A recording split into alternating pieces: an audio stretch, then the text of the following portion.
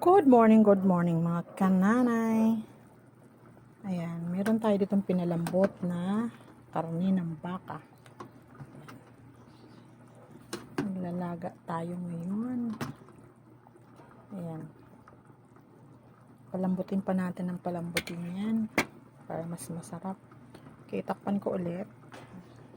Mamaya natin ilagay ang ating gulay pag sobrang lambot ng ating beef. Okay, ayun mga kanana, yan. Malambot na po yung ating beef na karne. Ayan. Okay, lagay na po natin yung ating gulay dyan. Ito yung ating repolyo.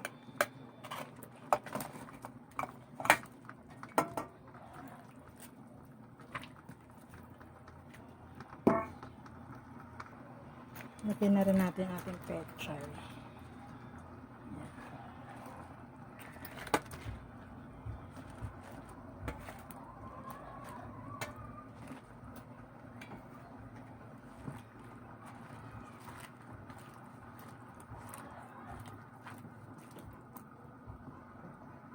Okay, mga kanan, ayan, luto na po yung ating beef nilaga.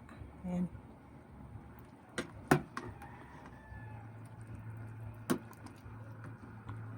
Siya.